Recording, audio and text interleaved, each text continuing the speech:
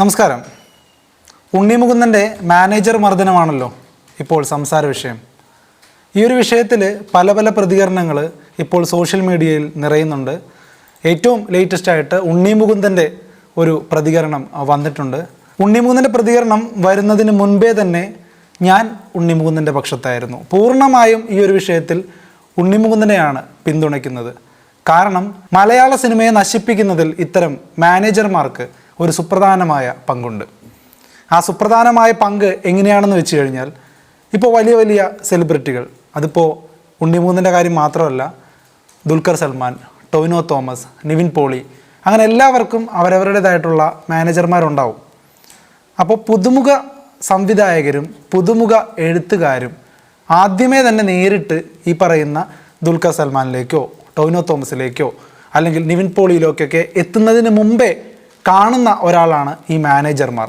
കാരണം ഈ ഉണ്ണിമുകുന്ദനും ബാക്കിയുള്ളവർക്കൊക്കെ ഒരുപാട് തിരക്കുകളുണ്ടാവും. അവർക്കിപ്പോൾ എല്ലാവരെയും, വരുന്ന എല്ലാ പുതുമുഖ സംവിധായകരെയും എഴുത്തുകാരെയും ഒക്കെ കേൾക്കാനും അവരോട് ഒപ്പം സമയം ചെലവഴിക്കാനും ഒക്കെ ഒരു അപര്യാപ്തത ഉണ്ടാകാം.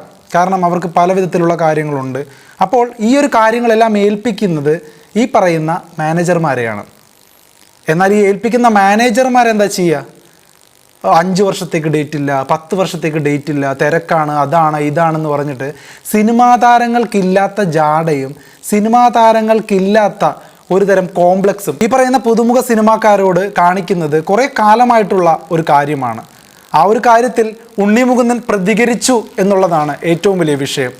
ഏതാനും മിനിറ്റുകൾക്ക് മുമ്പ് ഉണ്ണിമുകുന്ദൻ തൻ്റെ സോഷ്യൽ മീഡിയ പ്ലാറ്റ്ഫോമുകളിലൂടെ ഒരു കുറിപ്പ് ഇംഗ്ലീഷിൽ ഷെയർ ചെയ്തിട്ടുണ്ട്.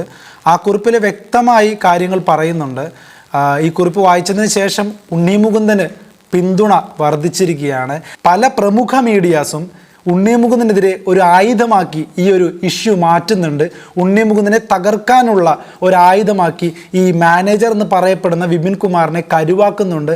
അത് ആ മാനേജറായിട്ട് ഉള്ള വിപിൻ കുമാർ നല്ലോണം മുതലെടുക്കുന്നുണ്ട്. കുറേ മീഡിയകൾ കിടന്ന് നിരങ്ങി ഇൻ്റർവ്യൂകൾ കൊടുക്കുന്നുണ്ട്. അത് ചെയ്തു, ഇത് ചെയ്തു, മറ്റേതാണ്, മറിച്ചതാണ് എന്നൊക്കെ പറഞ്ഞ് അയാൾ കുറേ കാര്യങ്ങൾ പറയുന്നുണ്ട്.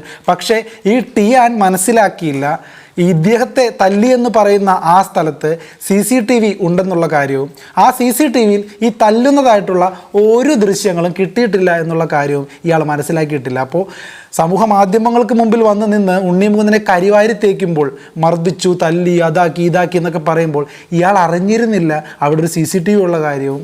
അല്ലെങ്കിൽ അറിഞ്ഞിട്ട് തന്നെ ഇനി കള്ളം പറയുന്നതിനിടയ്ക്ക് പറയാൻ വിട്ടുപോയതാണോ എന്നറിയില്ല.